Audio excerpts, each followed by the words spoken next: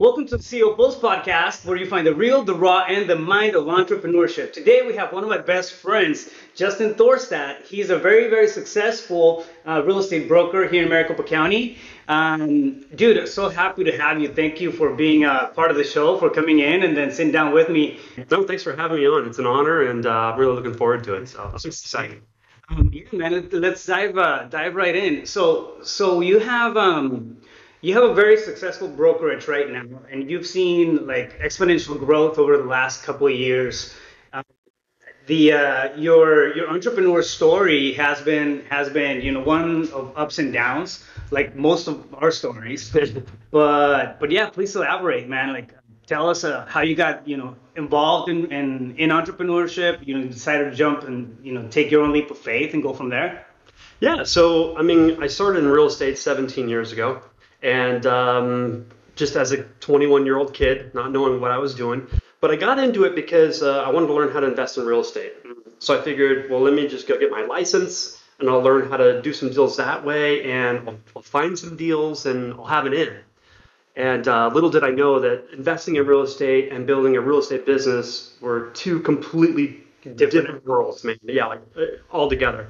But as a 21-year-old kid, I was like, and so I muddled my way through. The boom happened, then the bust, and still here, man. So my path was pretty random, it seems like, and lots of ups and downs. But really what got me into owning my own business and starting the brokerage, which has only been 2 years now, 2 years and a month. I built my real estate business as an agent and did a tremendous amount of business on my own. Took a lot of listings, which means that I got a lot of buyer leads. I didn't want to do that, work that type of the business because it took more hours and it just didn't match my business model for what I wanted to create. So it's kind of just on accident. I started hiring some people to work all those buyer leads. And what I discovered was I found a lot more joy in coaching people on how to be successful in business than I did doing deals. So it was almost kind of by accident. Simultaneously, I started my personal growth path and dove into personal development. Went to a ton of seminars, read a bunch of books, and really started learning, exploring, and discovering more about myself and what's really kind of running the show. That meaning-making machine and that inner roommate that's kind of a terrorist sometimes. And so really started growing myself and launched my brokerage just basically 25 months ago. 5 locations, about 150 agents. The name of your brokerage is Libertas Real Estate. I love the name, by the way. And yeah, man, it's been insane. I remember sitting at the table. We were just talking about this, a few days ago. Yeah. Sitting at a table and talking about, okay, cool. You still had your team back then, and then you were planning on doing something, and started working in your broker's license, and just kind of having the rough idea of the whole picture. And I remember the phase. You looked stressful like hell. At some points when you were branching off, totally different from the space and the energy that I get from you now. Sure. But I think it's part of the rite of passage, man. Like, you have to build that backbone and grit. Otherwise, I don't think we can ever put ourselves in a position to help others, and we don't have the strength to help ourselves. Totally. Yeah. I remember talking with you and telling you kind of what my plans were. And it was kind of a scary time. It was exciting, but scary because it was unpredictable, it's unknown, and you have a decision. Like, I'm gonna dip my toe in, or I'm just gonna jump in head first and go all in. And so I knew I had a decision to make, and I thought, well, if I'm gonna do it, I'm gonna do it. Like, there is no dip in the toe. It's like the cold therapy I do every day. If you're gonna jump in ice water, go. You don't just slowly put your toe in the other one and sink into it. Like, go all in. It's less painful that way. And when you get in, you realize it's not that bad. So you can torture yourself and suffer through a process, or you can just decide to just get in. So that's what I did. We had the same coach then. And it was like, so I can either dabble or get all in. and I can make this serious and critical and vital and stressful, or I can use this as an opportunity to just release my perfect self-expression and have some fun. And so jumping all in and making it fun and play has made all the difference in the world for me. And obviously, I mean, you've seen the results because you have grown to 150, agents super quick. And it's insane, man. I mean, from 1 week to the next, you were, okay, 10, and then 10 more, and then I'm opening this branch and this and that. So you saw real fast. You picked up the pace really quick.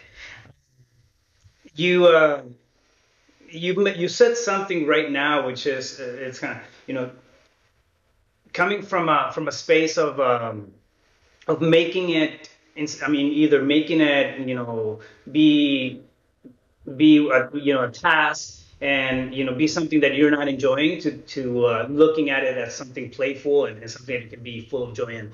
That's a really hard concept for somebody who's taking off on their entrepreneur journey, because you have payables, you got to keep the lights on, and then you have the realities of life kicking in. You have the realities of your past life if you're transitioning from one job into something new and betting on yourself. I mean, that's a whole different animal in itself. But I mean, how were you able to manage that transitionary period where I do, and I completely agree. The best approach is to enjoy the ride. Like that's part of the gig. It's part of the reason why we become entrepreneurs. Yeah. But how are you able to mitigate that? That's a great question, and my answer may surprise a lot of people. But first of all, I want to hit on something with the agent growth. Like, the thing that's really important to remember about my company is that we don't hire every agent. You being in real estate, right? Like most brokerages out there, if they've got an active license and a pulse, they're hired. Right. And that's just not our model. We have a very specific culture, and we look for very specific type of people. And so we would be a lot larger as far as agent count today if we had that model of come one, come all. But that just it doesn't resonate. So if I understand your question about how did I kind of make that transition, it really came down to a shift in mindset. Because going into starting my own brokerage, I still had the old mindset. And so starting the brokerage gave me the opportunity to practice a new way of being. And so I'll kind of unpack that a little bit. When I first decided to start the brokerage, I just had a really compelling reason why. And so, again, before I even opened the doors, put together a business plan, any of that, I went to a personal development seminar for a few days. And out of that came really my purpose. Because I don't believe we find our purpose. I believe we assign purpose and meaning to something. You know what I mean? Like nothing has any inherent significance or meaning to it. It's all assigned by us. And so what I discovered about myself was my mission statement basically was to create a large organization that empowers others to experience a life of liberty. I thought, well, the best way for me to facilitate that is real estate, because that's my main skill set. Yeah, I know how to do that, right? But what I found is that in the very beginning of the idea that I had before anything unfolded was, well, I started looking at dollars and cents, because that was my mindset in business. It's serious. It's win or lose. I'm keeping score. And this is serious. Don't you know that, right? Because there's things at stake. There's risk involved, people's livelihoods, my credit, all these kinds of things, right? So that was my mindset kind of going into this. And I quickly made a transition, because what I noticed about that old mindset was when I was very serious about it, and this is a pass or fail thing, and other people are relying on me and looking up to me, like it sucked all the fun out of it. And then the end goal became success is the only outcome, and what is the monetary value of that success? And so that money was the end result for me. The fundamental problem I discovered about myself is that when I operate that way, I can use the things, the people, the circumstances, the conditions, and manipulate those to get my goal. And that just didn't really sit right with me. But I didn't have an awareness that that's how I operated. So when I changed the lens that my coach helped invite me to take a look at, which was changing the goal to be just that, grow a large organization, that creates a space for others to come in and grow themselves. And as they grow themselves, they get to create the life of their dreams and have liberty in their life. You know, the money to do what they want to do, when they want to do it, who they want to do it with. On their options, yeah. Yeah. And so that became the end goal. And so moment by moment, I could live in that space. And if I'm going to create that space for others to grow themselves and I'm growing myself simultaneously, why not just have some fun?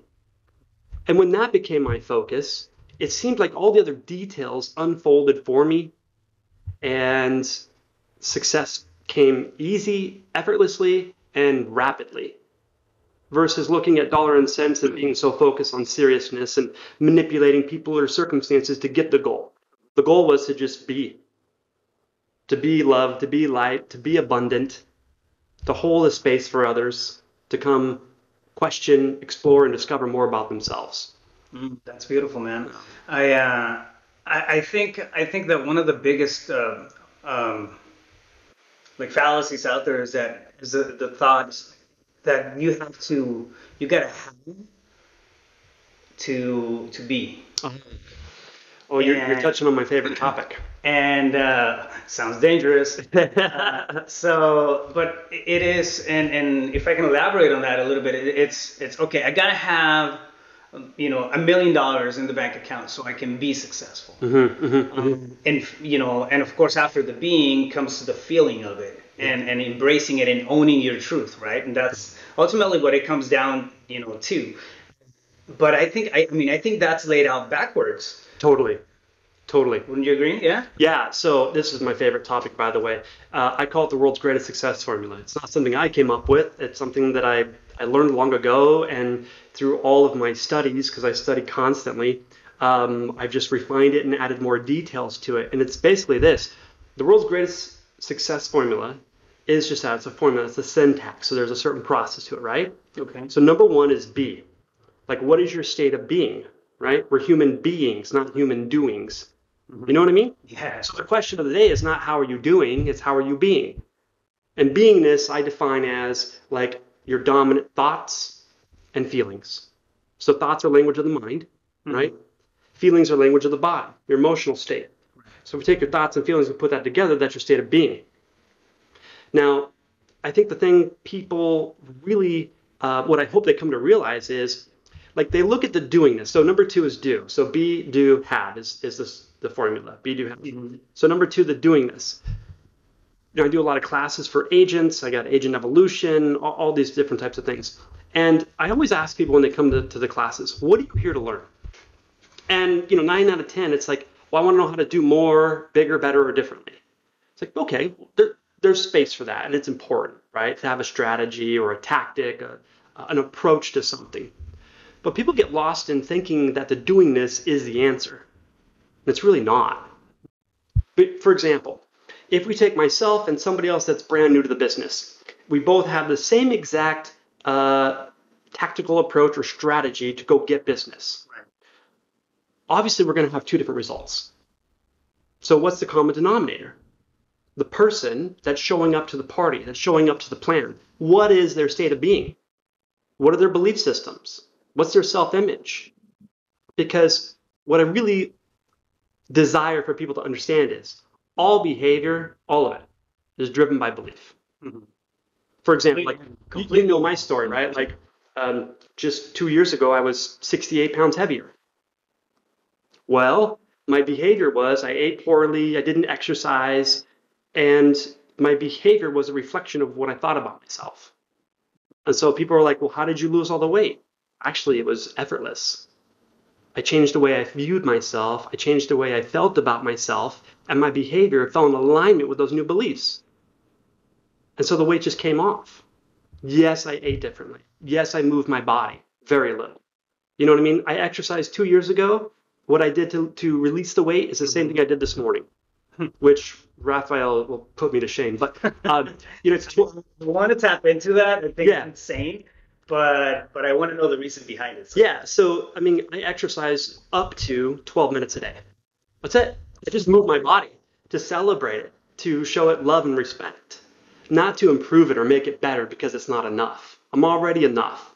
So let me go behave in a manner that reflects that shows me self-love and respect. I change the way I look at food. When I look at food, does this give me energy or does this help me crash afterwards?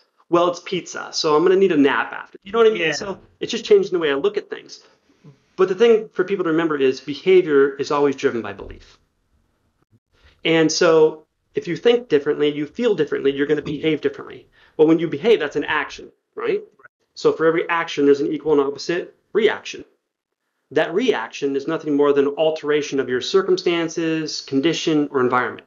We call it a result. Right. So if you want to change the results in your life, you got to change the thinking and the feeling. So really, if we take the success formula, the be, do, have, right? The be and the do is nothing more than your thoughts, your feelings, and your behaviors. Well, if we take those three elements, we call that your personality. And moment by moment, your personality is creating your results, or what we call your personal reality. So here we have people wanting to change their personal reality, their results, with the same personality. And it's never going to work. Right. You literally have to become someone new to create a different personal reality. Yeah, you have to break that habit, man. I mean, the consistent beliefs create consistent habits, and then you have the consistency in results. So that's what they say, as within, so without. So whatever the view you have of yourself, whatever you believe about yourself is being outpictured. And it's the filter in which we take in information or block it. It's like the lens in which we view our world, right? Our belief systems. So you got to change the story. You got to kill off the old personality, the parts of you that are not serving, right? You got to kill it off neurologically, biologically, chemically, hormonally, and become someone new. And there's obviously a very simple, tactical approach to shifting that. What's that simple tactical approach? So for me, first thing in the morning, I mean, as soon as I wake up, I get my cup of coffee and I sit down with my journal and I write out gratitude. So, but I do it in a very specific way. I write out 10 things I'm grateful for. 5 things I'm grateful for that currently exist in my reality. Mm-hmm. Number 1 thing that I'm grateful for every single morning is myself. I have to be, because my belief is we are all a unique expression of the divine, right? We're all connected. We're part of source energy, God, universe, whatever you subscribe to. And, you know what I mean? And so if I believe that I am a creator of my reality, then I am God-like. Now, I'm not saying I'm God, right? But I do create. I can co-create with God, co-create with the universe. So if I'm the source of everything in my reality, wouldn't I want to be grateful for me? Wouldn't I want to see myself as perfect just the way I am? Now, is there room for improvement within me? Obviously. So, but here's the very important distinction. I improve myself because I can. I don't go improve myself because I feel like I'm not enough. If I feel like I'm not enough, I'm always going to wait until I have something in order to feel. Like you were saying, when I have the $1 million, then I'll feel successful because I don't feel like I'm enough. So we're using the old Newtonian law of physics, which is when something outside of me changes or shifts, then that will cause an effect within me. Well, to that I say, keep waiting. You're just waiting and waiting for things to change. Versus the quantum, right, field, quantum physics, which says we're energy and we can influence other energy. So we can cause an effect to happen. Mm-hmm. Well, if I can cause an effect, what do I want to cause? Then how do I need to be in order to cause that effect? Because I'm energy affecting energy. Right. We had a similar conversation with a previous guest, Teresa Said, and she's also done a lot of work on the self-development side, and she also touched on this very topic, and it's you're completely right, man. It's not as pragmatic as people would like to normally take a look at it, because we can't see it, we can feel it, we can't taste it, so it's just to believe.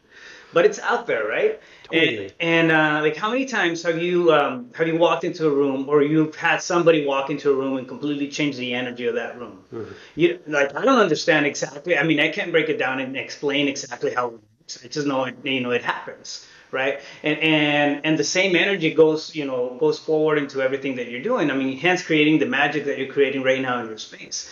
And I think it's a beautiful thing to see it as as, well, one thing, being grateful for the being that you are, because we are the source of anything that happens. I mean, that's us assuming responsibility. But then again, we're also the vessel for that energy. Totally. Well, and the other thing is, what I love about what you just said is that most people are walking around and they're living their life and viewing their reality through their five senses. What they can see, hear, smell, taste, touch. Yes.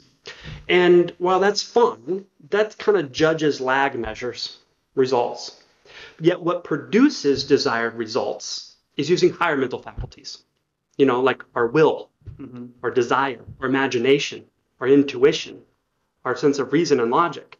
Like we have higher mental faculties we can use to create, to project, like say, change our vibrational state, our frequency that we broadcast and emit. So when we walk into a room, people feel that. It's palpable. So taking that back into the gratitude, so again, 5 things I'm grateful for that currently exist in my reality. So again, I'm grateful for myself, number 1. I'm grateful for my kids, and I write out things about that. Grateful for my honey, for my amazing friends, and I list them by name every single morning. You know what I mean? So I feel into that. And then just other things kind of about myself and, evidence that I've created.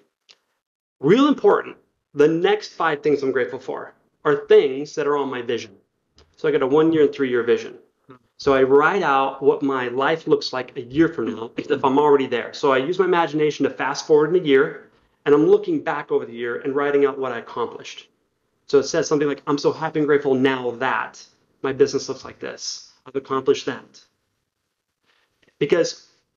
So all those gratitude things, I'm writing out things that I want to accomplish that are my vision as if they're already done. And here's the really important reason why. So by the way, when I first learned about gratitude, was when I was 68 pounds heavier. And so the guy told me to write out gratitude. So I wrote out, I'm so happy and grateful now that I weigh 199 pounds. So I thought, hey, if this is going to work, let's go big. I want to be 1 pound under 200 because I don't know when was the last time I weighed less than 200 pounds. I've always been heavy my whole life. And, at first I didn't believe it. I'm so happy and grateful now that I weigh 199 pounds. I'm like, this is kind of dumb. I don't know why I'm doing this. How is this going to support me? What it was doing, writing it out every day, but most importantly, feeling like I actually weighed 199 pounds, I started shifting that self-image. I started shifting how I saw myself, how I felt about myself. And when I did that, it created a new behavior. So anyways, going back to the gratitude and writing out things and having the vision and feeling like it's already done now, here's the power in that I've noticed. This is the one thing that's supported me in creating my desired results. This is the one thing that's helping me take my vision and those things actually manifesting into reality. You know what I mean? Because everything's created twice. Everything. Once in imagination, and if you can hold it there long enough, you hold it in your hand, right? It's a Bob Proctor thing. Right. So the thing about it is when you start shifting how you operate and how you view things, what I did was I saw those end results done here and now. I'd sit in my meditation and I'd feel it. Well, what that started doing was firing new neurons in my brain, and neurons that fire together, wire together. So I started creating new connections in the brain, new neurological pathways, right? Neuroplasticity. And so my brain started reflecting what I desired as if it was already done. It was a memory. So now energetically, I'm operating from that place of already having it. And that's how I move forward. Versus there's something I want and I don't have it and I want it, so I got to move toward it. I got to work for it. So I'm using force versus power. Operating from that place of it already being done, moving forward so that my behavior falls in alignment with it already being done. Energetically, I'm in alignment with that result.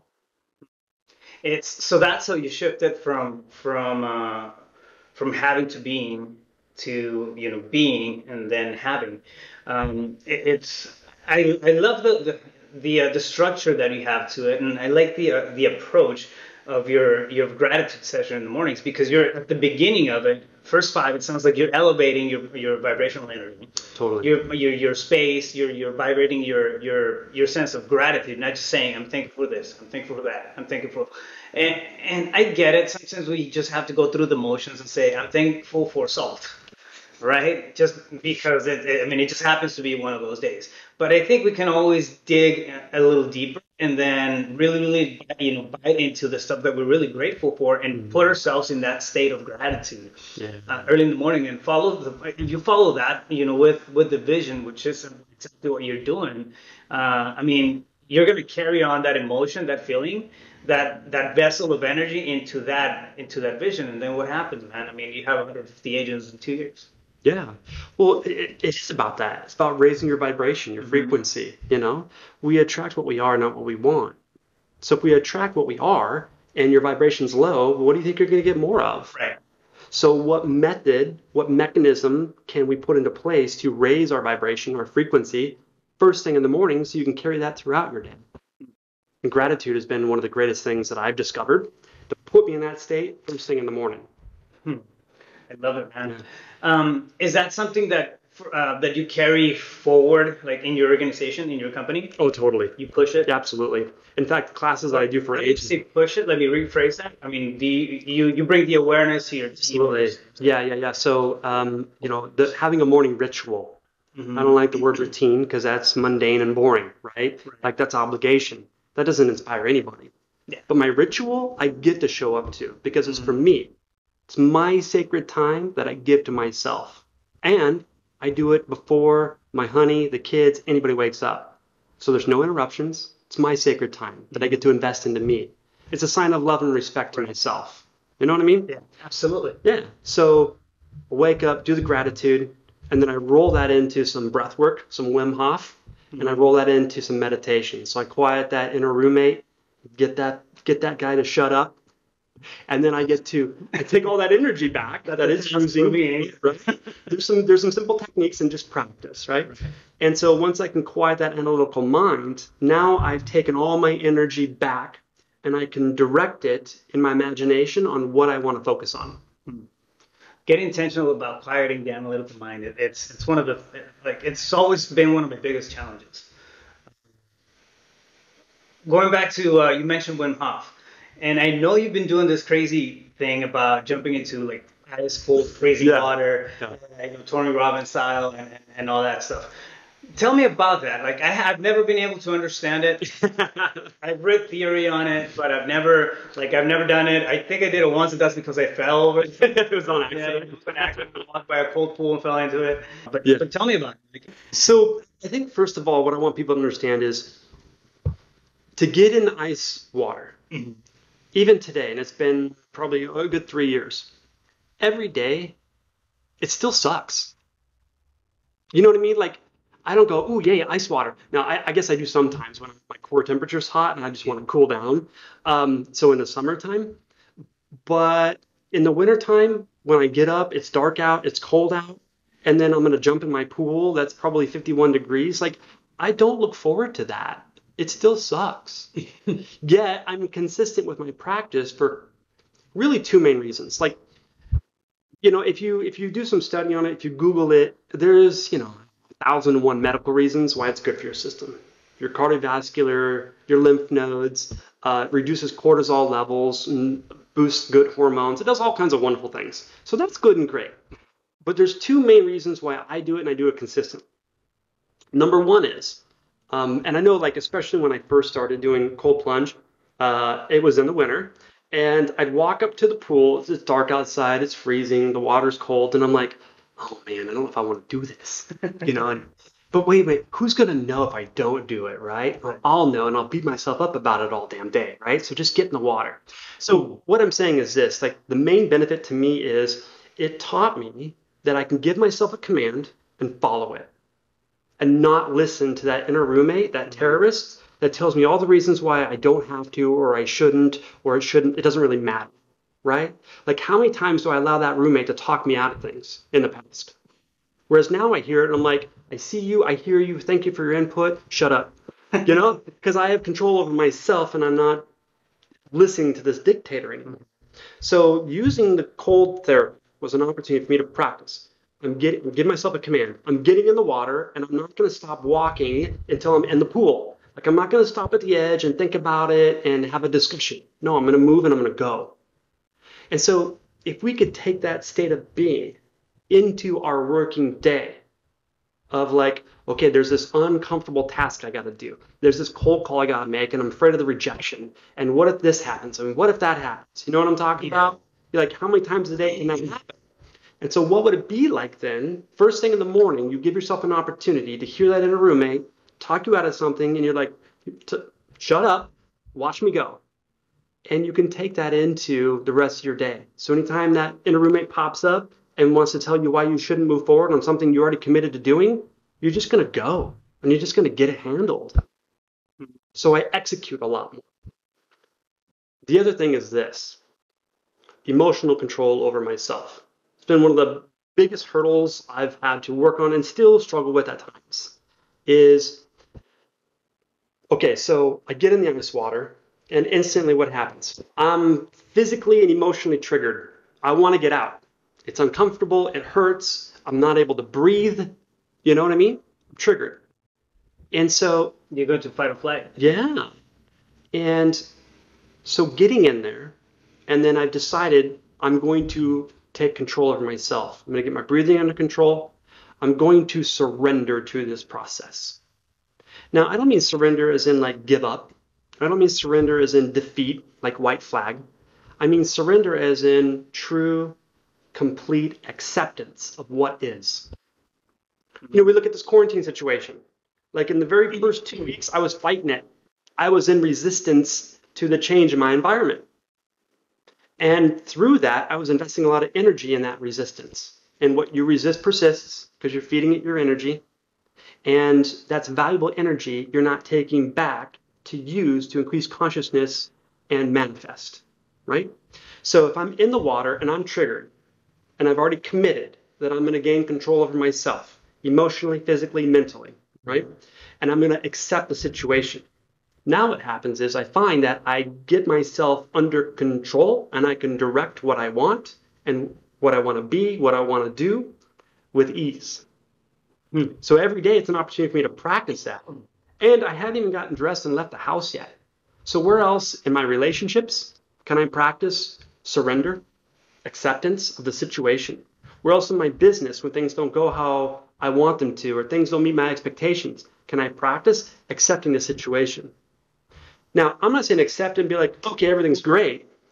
But I mean acceptance is in, this is what is, I'm satisfied. Now, I can decide and look at the situation from different angles and states of being where I'm under control of myself emotionally, and I can choose and decide how I want to respond. Instead of I'm triggered and I react. Like, I don't know about you, brother, but when I get triggered and I react, it never produces a desired outcome. It hardly ever does. It hardly ever does. So can I just take a step back, detach from those emotions? Because who I am is not those emotions. I'm the witness of them. I'm the observer of them. So do I want to give my power away to those emotions and identify with them? Or do I want to say, whoa, whoa, whoa. I am the observer. I'm the witness of these emotions. Let me accept what's going on here. Okay, now that I've accepted it, let me take a look at the situation from an elevated perspective and state of being so that I can respond or initiate something different. Versus sitting there fighting with it, reacting, being triggered. Right. And I mean, operating from a space of survival, really. I think that one of the best things to do is own the ability to get out of resistance, exactly the way that you're stating it right now, meaning that you see something, you acknowledge it, you get out of resistance, meaning that it's its own outcome outside of you, regardless of what it is. Mm-hmm. If it's in your company and your family and it doesn't matter what it is, it's still outside of your inner being, and you can choose to respond and actually approach it from a much better standpoint, or not approach it at all. Sometimes things, let it be. Yeah, you let it be, and then sometimes things just kind of unveil on their own. But the ability of getting out of resistance, I think it's crucial and one of the best talents that any entrepreneur can have. Yeah, absolutely, and here's why. If we want to unearth this and take another layer deeper, let's do it. When I find that I'm in resistance to something, if I stay in that state long enough, the next step is now I resent. So resistance, resentment. I harbor and store negative energy in my body towards that person, that circumstance, the condition, the environment.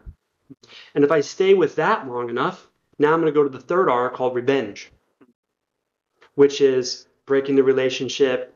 And so sometimes we take revenge out on others, but most of us end up taking revenge out on ourselves. So we don't want to do that, right? So that's what I do, tend to take revenge on myself. And so it's like, if I have the awareness, I can notice I'm in resistance. If I don't handle the situation, if I don't take control over myself so I can respond, I'm going to get to resentment, and I know where this is leading.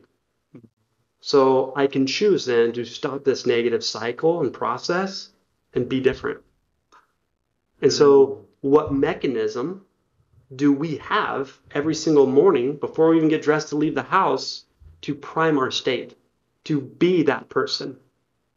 I mean, I believe we all make a very critical, life-altering choice every single moment. Every single morning we wake up, we make a life-altering decision. And it is, I'm either going to just react to my day and whatever happens, happens, and I'm a victim to all of this, or I'm going to set an intention. This is how I desire to be today. This is the impact I'm going to make on the world today. This is what I'm going to go create. So day by day, every morning we wake up, we get to make that choice. The problem is most people aren't even aware that they have a choice to make. And so are we living by design and on purpose, or haphazardly and reacting to what's going on around us? So that's the difference between becoming a creator and being a spectator. And having I mean, that's amazing, man. Having the awareness that we do have the option to take advantage of life and live life. We have a gift that we've been given. We can either, just 9-to-5 it on something that we hate, come back and sit our asses on the couch, and then hate that as well. Be passive aggressive about it. Yeah. And then wake up the next morning, do it all over again, and just say that we're okay, but when in reality we're being consumed. And I mean that it's the case for everybody. I understand some people are perfectly happy like that, and that's their bliss. Mm-hmm. But if it's not your bliss, I mean, our job is to find it. Our job is to understand ourselves to a level that takes us or allows us to scale up and put ourselves in whatever level that we want to be in, and find our own bliss, find our own success. Success is subjective. I've said it before. People own it, through financial gain. Some other people own it through relationships. Some other people own it through just, being in their, top of the mountain and then sitting and looking at the clouds, and that's success. And that's the beautiful thing about it, that it's so subjective and it means something different for everybody, even if we're all in the same realm. But at the end of the day, like, we can't get to that if we don't understand ourselves. Totally. If we don't understand the things that are keeping us from becoming that person, from becoming that being, and loving that person, loving that being and that vessel that we are, and taking that on to the next, to the next level as a bigger person. Yeah, absolutely. Well, and I think, so those people that are wanting to make the transition, let's say, from having a job to being an entrepreneur, like, I think one of the knowing what I know now and looking back, the advice I would have given myself years ago would be, why do you want to be an entrepreneur? Because if I would have asked my 21-year-old self that, it would have been to make money, to earn money, because I was coming from scarcity. I was brought up. You know what I mean? There's never enough to go around. Money doesn't grow on trees and all this stuff. So I thought the answer was, let me build a business to earn money. Then I'll be significant.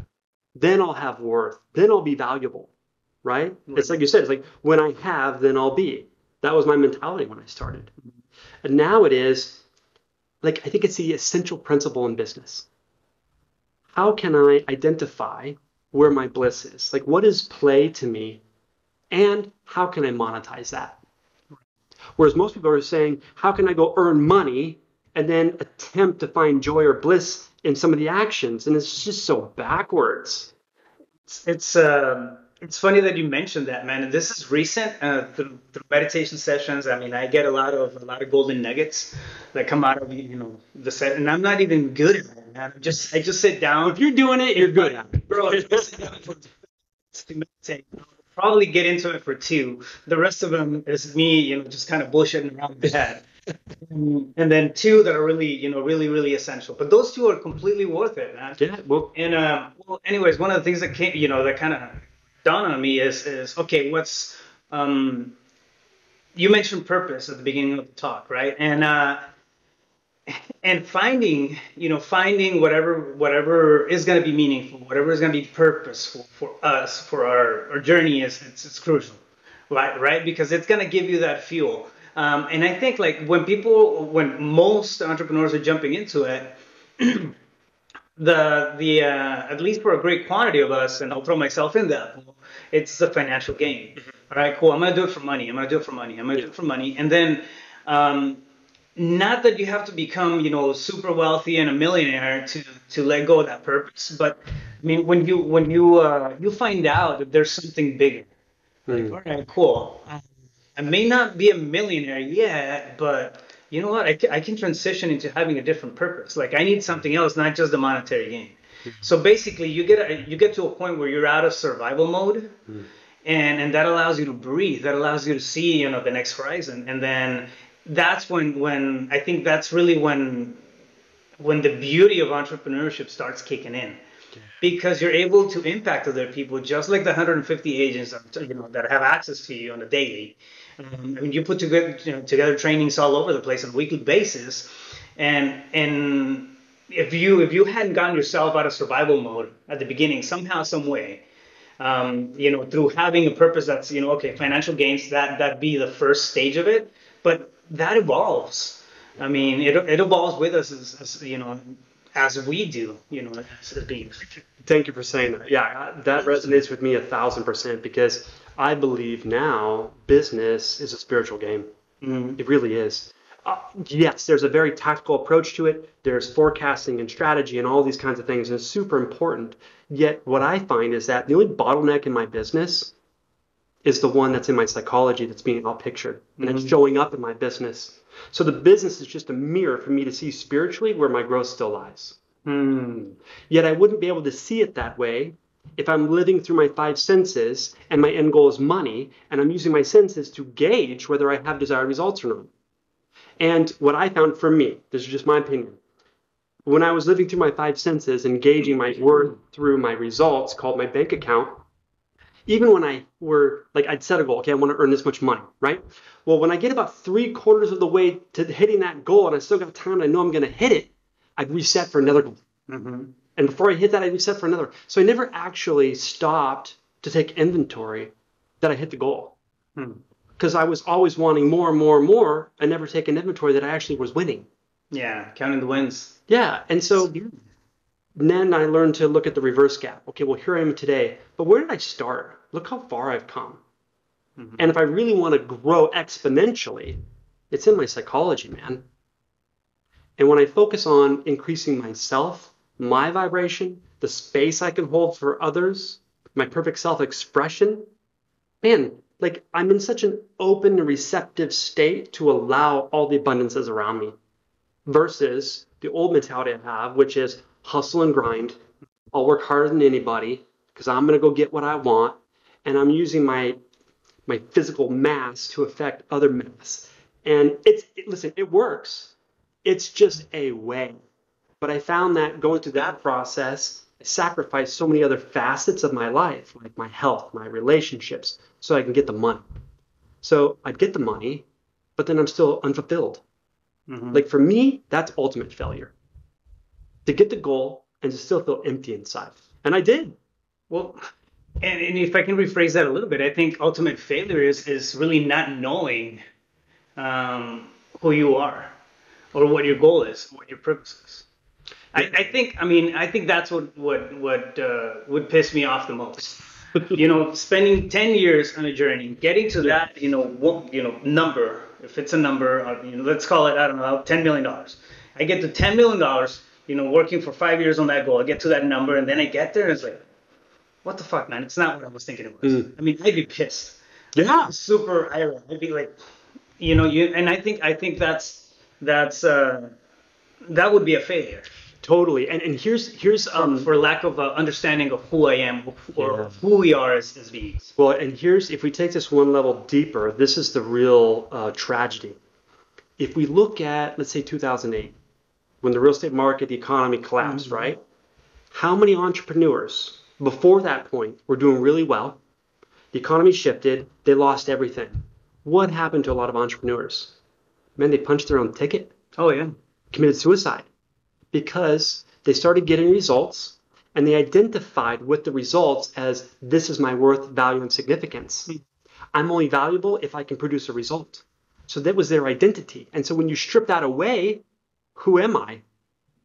Yeah, the that goes away, the being. Yeah. And so, yeah, their sense of worth and significance and meaning in life is gone. When it's like, wait a minute, you had all those things because you created it. Aren't you the significance? Aren't you the source of everything? So if you created that, you can create anything. But not knowing yourself and not understanding that you are a creator can lead to that tragic end. And so it's just a matter of perspective. Yeah. Self-understanding and really, I mean, it goes back down to the same thing. Understanding who you are, what you are being on a daily basis, the energy that you're carrying with you, and being grateful about it. Yeah. I think now I get it. Now I have a better picture of why you do what you do, and I think it makes perfect sense, man. Elevate your energy in the morning through gratitude, and then jump in and challenge yourself right out of the gate. So you have that self-control, you have that, and self-awareness that you can overcome your inner limitations and your mindset limitations. And I hadn't seen it from that perspective. Like the cold plunge, I mean, I was looking at it completely as a therapeutic thing, and not really a mindset challenge, but it is. It's 100% a mindset challenge, and it's like going to the gym for your brain and maxing out, Yeah, for your emotional state, right? Emotional intelligence. Yes. So many people focus on intellect and IQ. I'm not saying that's not important. What I'm saying is you can have an extremely high IQ and know all the right answers. Yet if you're not in control of yourself, if you don't have a relationship with yourself, if you don't understand yourself, if you don't know who you are, it doesn't matter all the accolades you have, all of the degrees you possess. If you're not willing to get into action, then for the sake of what do you have the education?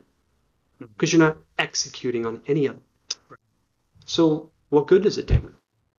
I mean, you could have little, abbreviations coming off the end of your business card. But if we look at your life and your results, and you're still stuck earning $50,000 a year, not being fulfilled, not releasing your perfect self-expression, not living your life worth living, then for the sake of what? And I think that last part is the most important one. I mean, it's some people love to study and read and that's completely fine. And then some people just don't do any of that stuff and like to go, balls out and everything that they do. And that's completely fine. But at the end of the day, it's understanding what the life worth living, what that is for you. So, and carrying that. Absolutely. I made a super simple pivot on, for example, one of the biggest, one of my areas, right, financial area. So I was, we have different areas, financial, relationships, and in the financial area, I had a target, right? I had a goal. This is what I want to get to because I want to have a picture, and at least I want to have a route. Okay, that I'm aiming for that. And so sometimes I would get caught up doing stuff for that number, and really take away from the quality of life. And I was not connecting that side because I was focused on that number for a long time. So I was getting caught up on the ride of other tracks per se, other races, and at the end of it, none of that was really important to the stuff, to my essence, to the me, to the being. So, and I was being driven by that number. So that number over here was really, propelling everything that was, creating all this chaos and turbulation inside my head. Yeah. So the only thing I did, man, I still put in, I still have a number, but I have the word happy right above it. So like, I don't want to make, $10 million. I want to make a happy $10 million. Yeah. So I don't want to make, you know what I mean? Yeah. And just having that little switch, on that, piece of my life really helps me acknowledge everything else that's happening. That's a gift. That's beautiful. That's still part of the ride. And yeah, of course, sometimes we get overexerted on work. It's natural. It's always gonna be. That's gonna be part of the gig, I think. Um, but again, it's having the ability to get out of resistance and own it and see and be a spectator of the situation and not just respond. Yeah. Or I'm sorry, not react. React. Yeah. React to it as opposed to having a self-centered experience. But to me, that made a big difference. Totally. So I'd like to unpack a little more of that too and give you my kind of philosophy on this. So, in all the personal development I've been through, it's all about, there's sections of it that are about setting goals, right? Most people don't like to set goals because they set goals in the past and they didn't hit them. So now for me to set a goal, it's like, oh, I'm setting myself up for failure. What if I don't hit it, right? And then now they're in a negative energetic state. And they'll sacrifice and manipulate things as means to get to the end called the money, let's say. I know I did that too. So I really changed my philosophy and just taken an opposite approach to it. Because that model of reality for me was not producing desired results. So I'm like, okay, well, let me look at its opposite. So now when I set goals, here's what I do. I sit down and I envision what I want to have. And most importantly, I feel it. What would it feel like? What are the elevated emotions that I assign to having that thing? How would it feel? I got to practice it. I got to rehearse that future success so I know what it feels like. I'm laying those neurological pathways in my mind, aren't I? Which is then retraining my body. So when I know how it feels, here's the key. This is the key for accomplishing goals. In my opinion, this is what works for me. What is my intention? Who must I become in order to accomplish that? That's the real goal. What would I have to believe about myself? How would I have to feel about myself? Who do I get to become? This person, this elevated being, can accomplish that. That's the goal. So moment by moment, day by day, I'm focusing on how am I being. That's going to drive a certain behavior. Now, the goal, let's say it's the money, right? So when I earn this much money, goal complete. And this is my time frame, right? It's a SMART goal. It's specific, measurable, attainable, risky, and time frame. Yeah? Okay? So the real goal is who I get to become. And I'm going to practice that moment by moment. And guess what? The goal, the measurable thing called the dollar amount, is simply a mirror. It's a reflection on how am I being. So I'm going to get the goal done called earning the money. But I'm only going to have that once I become the person that can accomplish that, which is the real goal. So I set an intention, and then I formulate a goal around that helps me practice that intention moment by moment, day by day. What would that look like? So, give me an example. Yeah, so let's say the income, for example, right? Or the weight, or like we could use anything. Well, the weight's super easy because that's one of my most profound creations, right? But the money's just as easy. And all of this is once you understand the process. Okay, so for me to earn $10 million, which I haven't, by the way, in a year, like I don't have that result yet.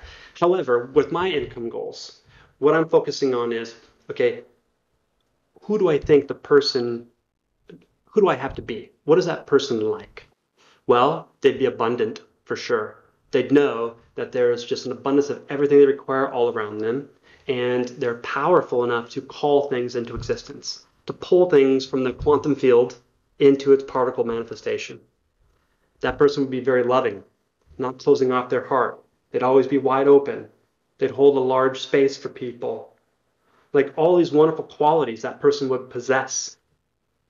And so every morning waking up, going into my meditation, visualization, my gratitude, I'd be feeling those things. I'd be telling myself I'm already that person. So those are my dominant thoughts, that I'm already there. And I'm instilling those feelings, those elevated emotions, as if I'm already there. And really, if you think about it, when I'm thinking and feeling like that person, I am already that person in the now.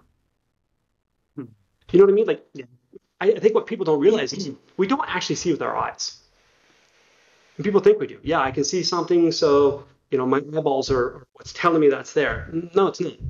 Your eyes take in light particles and your brain processes it and makes meaning of it.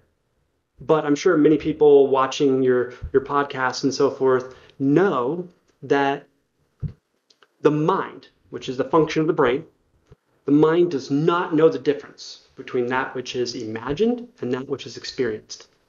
Like I walk people through this exercise all the time with a lemon. Going to your kitchen, looking at your fridge, you can see what color it is. Eyes closed, sitting down. You reach in, you grab a lemon, you look at it, you can see its color, the pores. You walk over to your kitchen, again, all with your eyes closed.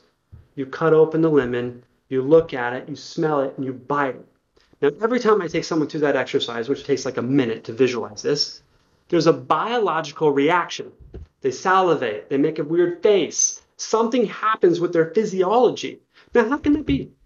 Because they're not actually experiencing it. They're experiencing it in thought alone, in their imagination. So the body doesn't know the difference between that which you imagine and that's what you're actually experiencing. So if that's true, then why not experience every single day, as soon as you wake up, that state of being that you desire to have? Why not? Because by doing that, that is how you manifest. That is how you create. And here's the best thing of all. When you do this and you do it consistently, you start manifesting that which you desire. Now you have evidence to support it. And when you have evidence to support that you are a powerful creator, powerful beyond your level of comprehension, why would you ever miss a day? And there's only one reason why people don't practice this and they don't do it. It's because they don't believe that it actually works. Cool. Go ahead and fight to be right that it doesn't work, and you keep creating the same old results you created yesterday. But don't you dare complain about it, because you have the ability and the power to change all of it. It's just a choice. Why not borrow someone's faith and belief and conviction looking at their results? You know what I mean? Like whoever you look up to, why don't you ask them, what's your morning ritual? What do you do every morning to raise your vibrational state? Yeah. What do you do every morning to set your intention for the day? How am I going to make an impact? Who am I going to be today? I'm about as stubborn as they come. And I did not, like, my background is not one of personal growth. It's not one of believing in the power of manifestation. It's just simply not my background. My background is my classical conditioning takes me back to 1 hour out, 1 hour in, 1 hour out. That's it. Meaning that whatever I put in, for an hour, I'll get that result and not, worth, for an hour. Yeah. But it's I've been blessed to come across people like that have guided me in how to become a better self. Of course, you're in that pool. I was talking to one of my mentors, Sean Terry, a couple of days ago, and we recorded, and we were talking about this very same process. Exactly what it is. And I can tell you, man, it's I'm pretty fucking stubborn. There's no question about that. But it's unreasonable to deny that so many people lined up with success after success after success and results and making an impact and doing the stuff that I look up to or look forward to doing. They all come from the same space. They've all done, that high level, personal growth type of stuff. They've all looked, within and then, pulled out a better version of themselves. They all act, they all visualize, they all meditate, they all, work through manifestation. It's unreasonable to deny it. And I get it. Most people don't do it because they don't believe it works. But for fuck's sake, at least just give it a shot. Yeah, that's my war cry right there. And do it, for long enough that you give it a chance that you have an opportunity to see the result. Don't do it for 1 day, 2 days, 3 days, and then it didn't work out. Stick with it for a quarter. Do it 3 months and see what happens. And I mean, and the process, the ritual or the morning ritual, the process of getting to this state of being, it's going to be different for everybody. Right? Some people get to it and they jump, both feet in, and then boom, 2 weeks later they're a Jedi. And some people like me, take forever because they're stubborn as hell. But it's at the end of the day, like every time I've sat down to work on myself, to meditate, to look, at things from within, I come out of that session a better person, with a better nugget, with something that's gonna help, my life, and then it's gonna feed the life that's worth living for me. Yeah. So, Yeah. I do want to share one just like kind of quick story about manifestation. So again, when I learned about gratitude and a friend turned me on to meditation and specifically a certain style and process, at that time I had the Thorstad team, about 10 agents on my team, doing really well. I was going through a divorce, and I'm like, okay, I want to start my brokerage. Like the day the divorce is finalized, I'm filing the LLC and I'm moving forward, right? But I got a really big problem. My deep-rooted limiting belief, my negative self-image is I'm not smart enough to figure it out. Like I don't feel capable or competent to sit down and write out a plan of action and a strategy on how to get there. Like I've always felt that way. From my conditioning programming as a small child, those big red F pen marks on the paper on the spelling test, just all of that, and my parents and whatnot. They did the best they could. And I assigned meaning to what happened, right? That doesn't necessarily mean that's what actually happened. It's what, as a 5-year-old, I assigned meaning to, right? So here I am. I want to start a brokerage, but I don't believe I'm smart enough to figure it out. Like, I don't even know where to start. Like, what do you start with? I don't know. I've never done this before, right? And so what I knew was there's a process to manifestation. There's a process to creation. I already did it with my physical body. And if I can do it with one thing, I can do it with anything, right? It's a process. It just works if you trust in the process and you stay consistent. So I didn't want to tell anybody that I was opening a brokerage for a couple reasons. That was a really big goal that seemed so unattainable. What if I didn't hit it? And I told everybody I was going to, right? So there was some self-worth issue there too driving this. The other thing is I didn't want my current broker to know that I'm going to have an exit and take my team with me because for all those reasons. So all these reasons why not to get started, yet I stayed very consistent with my gratitude.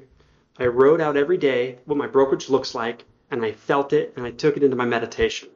I kid you not, within 90 days of starting that process, I was at towards the tail end of my divorce, and I was sitting in my little one-bedroom furnished condo that I rented because I let the ex keep the house for a long time. And I'm just kind of sitting there, and all of a sudden the phone rings. I don't know the number, and I usually don't answer my phone to numbers I don't know now. But I was like, something told me to answer the phone. So I answered the phone. Hey, this is Justin. It's like, hey, Justin, this is Brian. You don't know me. I don't know you. We've never met. But I heard you're looking to start a real estate brokerage. And I kid you, like verbatim, I said, I don't know where the hell you heard that. But yeah, I am. And he's like, great, man. I'd like to sit down and have a cup of coffee and kind of discuss your vision and what you're looking to do. And I was like, okay. So we met that week for a cup of coffee, and we met every single week for 90 days for 1 hour, same spot, same day, same time, and just start writing it out. Okay, what's next? Well, we got to have commission plans. Okay, what's next? E&O insurance. Okay, what's next?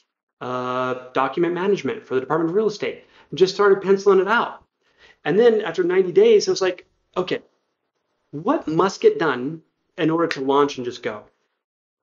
Because one day I was like, screw this planning stuff. Like, I just want to move. I just want to go, And so we penciled out, there was 3 things that had to get done. And I was like, I could do those 3 things before noon today. Okay, cool. Here we go. So from the moment of conception to launching the brokerage, 6 months. I didn't have a plan of action. I didn't have a step 1 through 100. I had an end result in mind, a clear intention, match of elevated emotions. I experienced it. I felt it as if it was already here now every single day. And it unfolded for me. I didn't have to know how it was going to happen. I just knew that it was. And so that's my model now in my reality. That's how I create. When the intention's clear, the mechanism will appear. So I never have to concern myself with how. Because if I think about how it's going to play out and I have to have a strategy, now I'm going to use that strategy as my framework, and there's almost blinders. So now I'm looking through my 5 senses to gauge whether or not I'm on track or not. So I'm almost tunnel visioned. I'm narrow-minded. Yeah. And I'm not seeing all the beautiful things happening outside of that tunnel vision. So now I don't concern myself at all with how it's going to happen. I just stay in the space that it's already a done deal, and I allow it to unfold. That's power. Versus my old self would force out a result. Force out step 3, step 4, step 5. That's really my process. Like, I no longer concern myself with the tactical approach. Now, that's not to say that I don't put some guidelines, right, or some strategy in place, but I don't get lost in it because it's not the answer. I am. Energetically, vibrationally. I'm creating moment by moment. The question is, what am I creating? And I just look at the results as a mirror. It's feedback. So what do you do how do you know you have the right idea that you want to pursue? Because I know we share, like, the thought process is very similar. We're both nonstop, type of guys. You've done a lot of growth and the personal sense, but you're also, a producer. You are a top producer. You're somebody who keeps, going after it. Now you just do it in a very different type of way, meaning that you still have that influx of ideas. How do you know when you have the right idea and this is worth pursuing? Yeah, good question. I really take it into my meditation, and I release the analytical mind, and I feel, how does this resonate with me? If this really is in alignment with my spirit, it's easy for me to assign meaning or purpose or significance to that thing, and it sounds like a lot of fun. I know I'm onto something. If I look into it and I feel like, ooh, that's going to be really profitable, or ooh, when it reaches this, then it'll be something. It's like, I feel like that would only be a good idea to get something. And now it's going to become work. Now it's going to become obligation. And you know what? I'm not always consistent with being forced to do something, because I'm stubborn too. Like, I only want to do what I want to do. So if it's not going to be fun, if I don't lose all sense of time when I'm invested in a project, I don't want to do it. Like, if I sit down and I'm so involved with something and I'm having so much fun that when I lift my head up and I detach from that circumstance and I feel like it's been 15 minutes, but I look at the clock and it's been 2 hours, that's what I want to be doing. So if it's not that, I'm not interested. And I don't care how much money's involved, because then I'll only be doing those things for the money. And for me, it's just not fulfilling. When I stay in my bliss, when I stay in my play, the money comes. It's a natural byproduct. It's so cliche. They say, do what you love and the money will follow. There's some truth to that, man. Now, but you got to be mindful on, how am I going to monetize this? Yeah. You know what I mean? Because you can play all day long and not earn a penny. And now what? So that doesn't get you anywhere either. So stay in play, stay in bliss, and figure out a way to monetize it. I love creating a space for people and coaching, unearthing their belief systems, giving them new perspectives, helping them really install new programming that makes the old one obsolete, and fighting for it and feeding it and helping them course correct along the way. That shit is fun. I can do it all day long now. You know what I mean? As far as realtor capacity, I think I did, I don't know, me, myself personally, 8 transactions last year on accident. I stopped all marketing to my database 4 years ago. I just don't do it. Some business comes to me and I have a small team now, but my bliss, my play is in coaching others. I lose all sense of time. I get all in, and the money just comes abundantly. And the best part of all is I don't get paid until the students win. That's a true win-win. You know what I mean?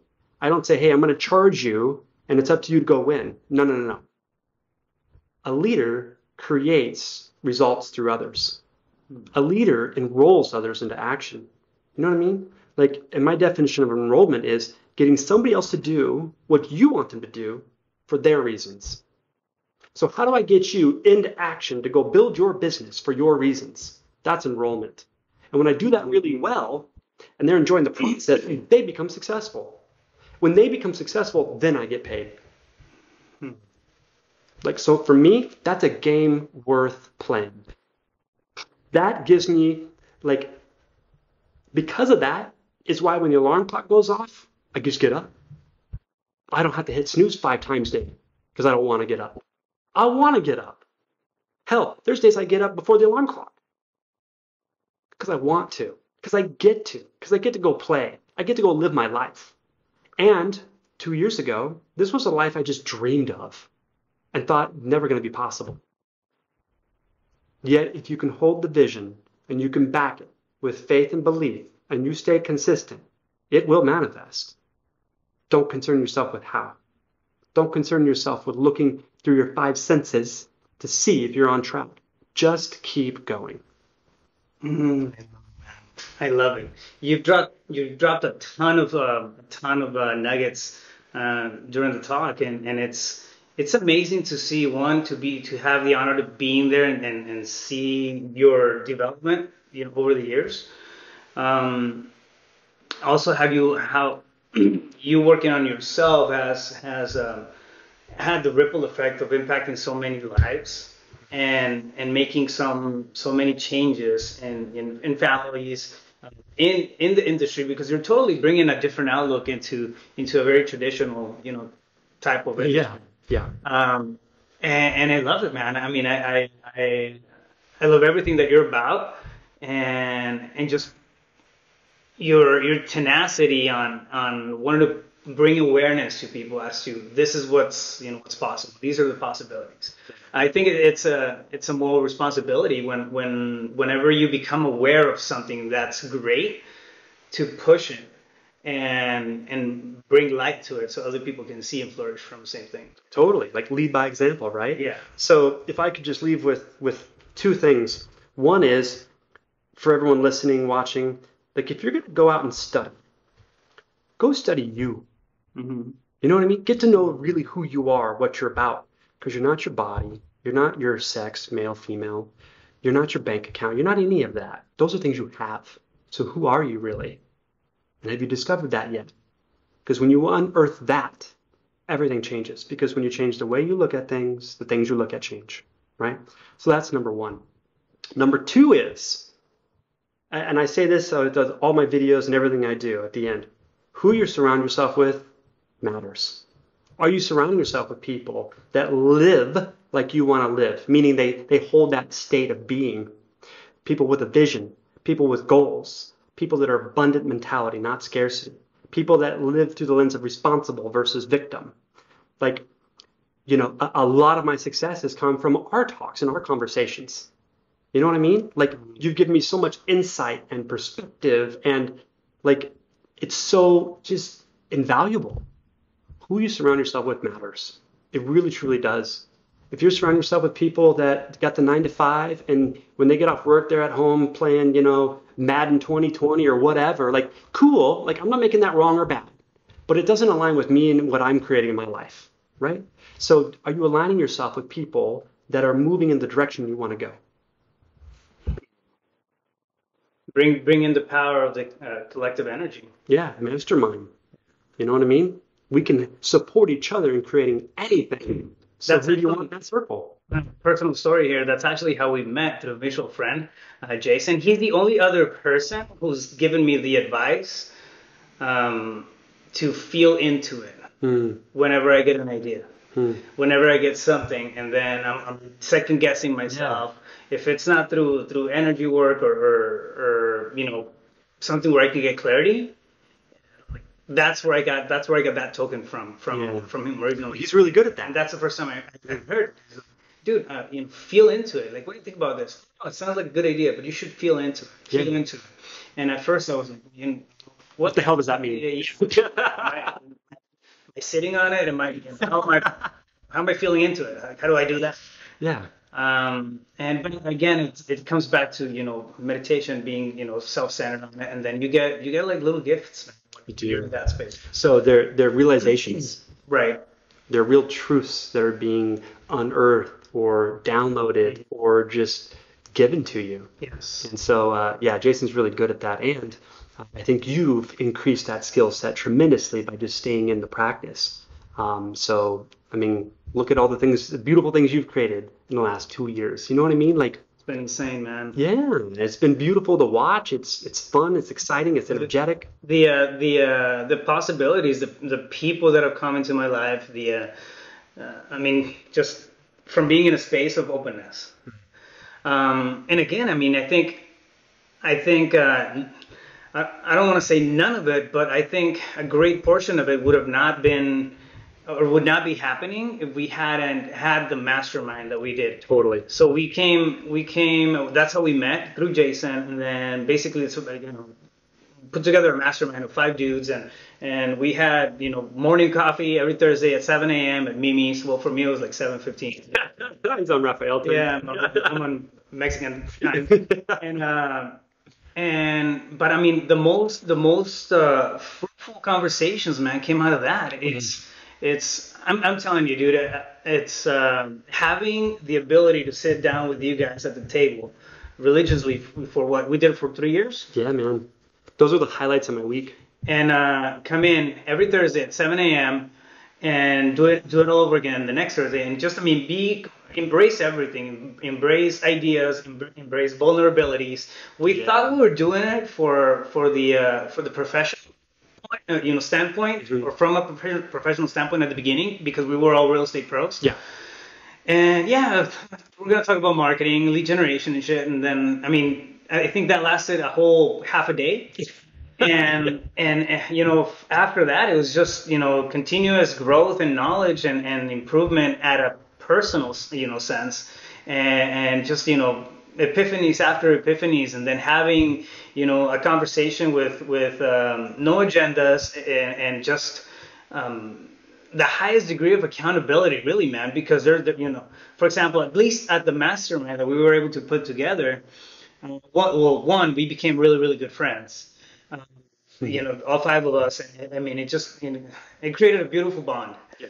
And there was also no bullshit allowed on the table. So Totally. if I would come up and start talking about a topic and somebody else smelled bullshit, you'd be put on the spot. Totally. And I'd be put on the spot, and then what happens? You have to own it. You have to, okay, cool, I'm here because I want to be here, and then that's you have to grow out of that stuff. You can bullshit yourself all you want, but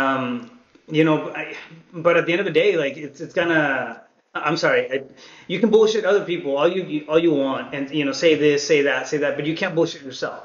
So you can't lie to yourself about who you really are. You can't get around doing that work. It may look like you're getting around, like you're doing well and everything, but on the inside, and I think a lot of times it's one of the most powerful tools that a mastermind can do, is just bring accountability to yourself. Yeah. and really like hold you from a space of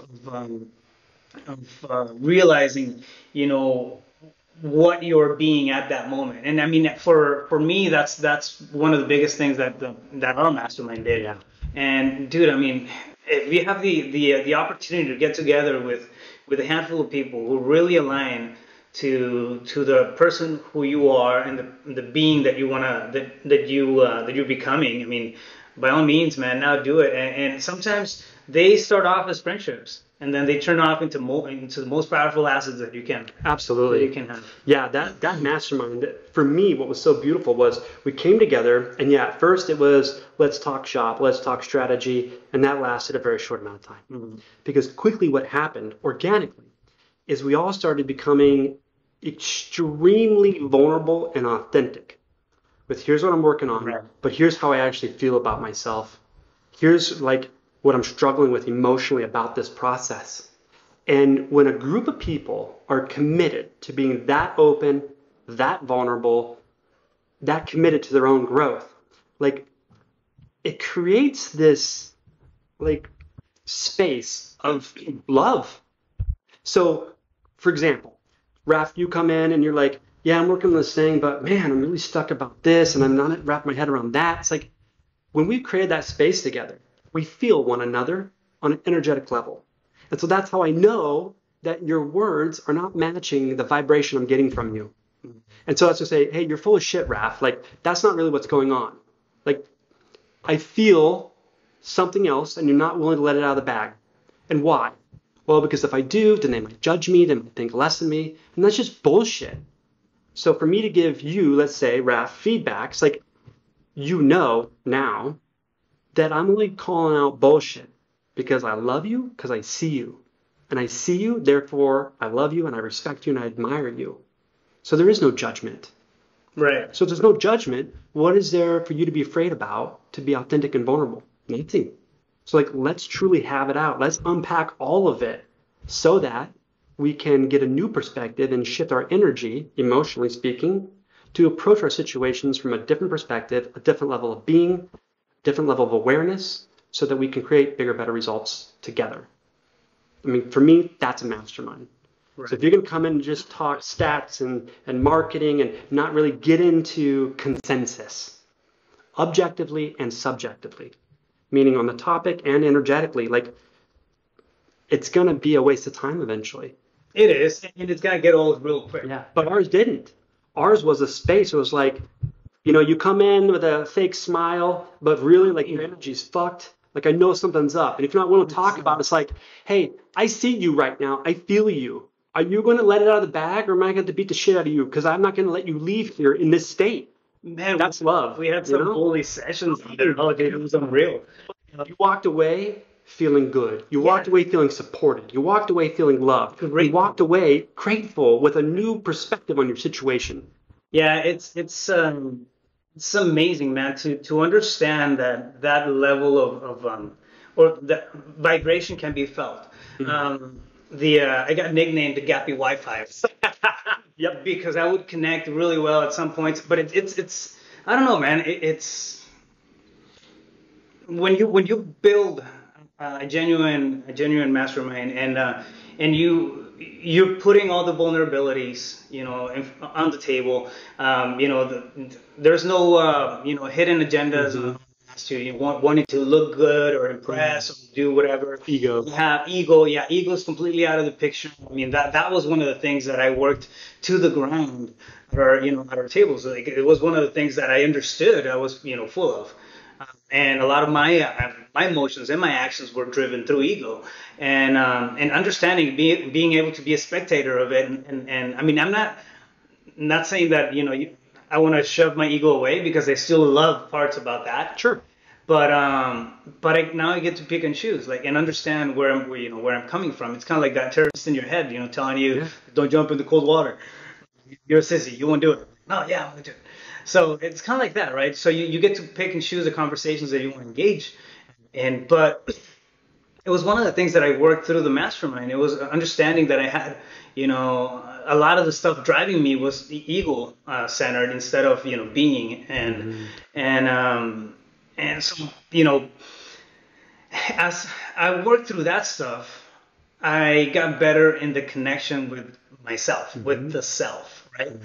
And when you start, I was getting better in my connection with the self, meaning feeling into things, feeling into people. You were doing the same thing. The rest of the guys in the mastermind were doing the same thing. I mean, it got to a point where we would come in and we didn't even have to talk to see that we were all, that was a heavy week. Like, this guy's all fucked up. Yeah. Let's focus on him. Yeah. So it almost, it went from pivoting into a professional mastermind for, strategies and tactics to personal growth, and then to actually almost like a solid therapy session with everything just thrown into it, man. And I think that's a beautiful thing about a mastermind. Now, what happened as we're sitting, still sitting in the mastermind, everybody evolves.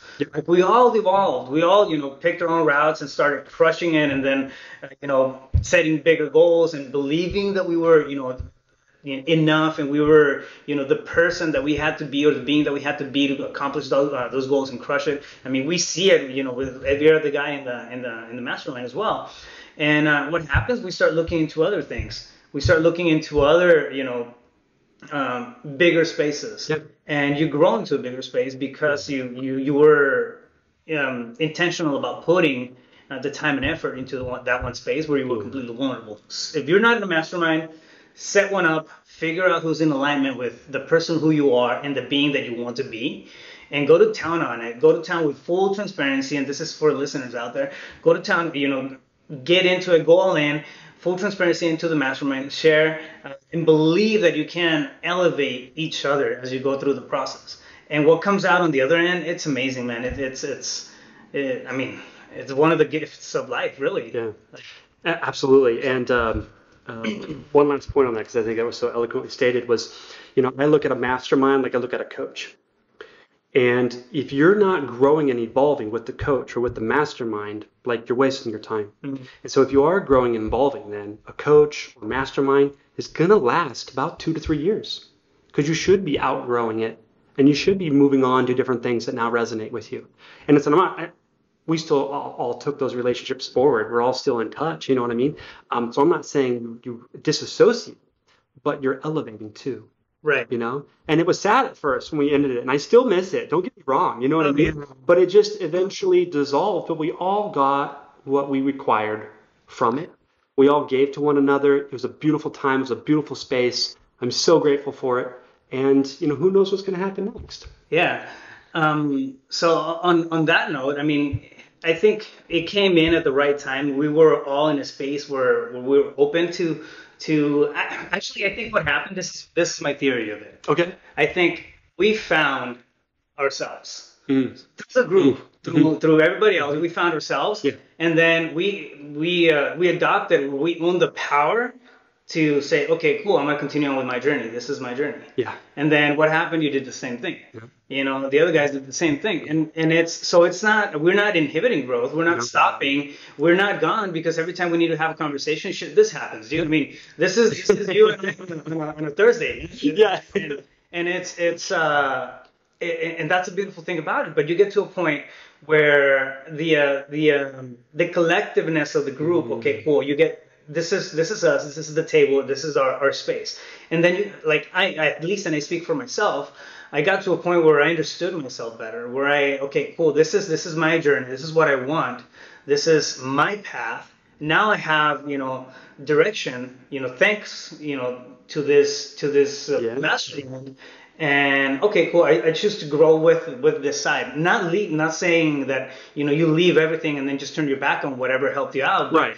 But you evolve, man. It's part of the process. So what happens? Like, now I'm more focused on my stuff and other things. So yeah, the gatherings and the 7 a.m. at Mimi's on Thursdays kind of it stopped. But the growth and the knowledge and the relationships are still there. Absolutely. So that's the both sides. Yeah. So it's beautiful. I like how you stated all of that, because that was it. We all we created space. We all saw each other bigger than we saw ourselves, and we held each other to that higher standard, that reputation, and encouraged and supported, and held up the mirror for us to learn about ourselves, grow ourselves, get support, be seen, be heard, be validated, get feedback, course correct. And we all really dove all into our path and started excelling. And so it just naturally, we just started focusing on that, which I think is a beautiful end. Yeah. But again, that doesn't mean that it died completely. I love the conversation that we've had so far. Last question. If you were running into your 17-year-old self, you had 10 seconds to tell that kid something, what would it be? That is so fascinating that you're asking me this question, because that's going to be my video tomorrow. So anyways, so I have thought about that, and it's this. You're already enough. You're already perfect. You're already worthy. You're already deserving. You have everything you require to succeed. So let go of the old stories. Let go of the labels and just go. Because I know that now to be fact. But that was so opposite of my 17-year-old self. And that's the area that I've invested hundreds of thousands of dollars, thousands of hours of seminar and reading and you name it, to discover and to know we're already enough. Anything is possible for us if we just decide what it is and move forward in active faith. I love it. I love it, man. I love it. Well, once again, bro, thank you for spending the time. Super busy guy. It's a lot of fun, though. And absolutely, man, I loved it. Well, there you guys have it. Justin Thorstad with Libertas Real Estate, one of the dopest real estate brokerages here in Maricopa County. Thank you. Hit him up. Where can somebody find you if they want to get a hold of you? Yeah, I think the easiest place is just Facebook, Justin Thorstad. I like to keep things really super simple. I'm working on developing some things, but yeah. Also, let me give a shout out. You do hold weekly trainings, right? Yeah, so each one of the branches, each branch has a 90-minute session with me that we deep dive into self-image, limiting beliefs, bottlenecks in the business, what are your struggles, and how to elevate our consciousness to go powerfully create different results. So every branch has one of those. I open up those meetings to other agents. I also have so anybody can come to those. It doesn't matter if you're not in the same brokerage. It doesn't matter if you're in different brokerage. I don't care. Come experience it. I promise it's going to be vastly different than anything you ever experienced before. The content, the verbiage, the language, the other people involved. It's just so different than any other brokerage out there. That's why I created this. The other part is the agent evolution that I co-founded with Justin Haynes, who's a loan officer. Now that we transitioned to not just agents, but anybody, the general public. Mm-hmm. If anyone's in sales or self-employed, entrepreneur, come to the Agent Evolution. Now we're doing them on Zoom and Facebook Live. Come participate, get a new perspective on life, yourself, and what's possible for you. Awesome. So there you guys have it. Reach out to Justin Thorstad, and keep crushing it, bro. Yeah, thank you, brother. Love you. You just got a backstage pass to the real, the raw, and the mind of entrepreneurship. Make sure you follow us on YouTube and iTunes, and check out our website at ceopulse.com. Stay tuned, stay focused, you got this.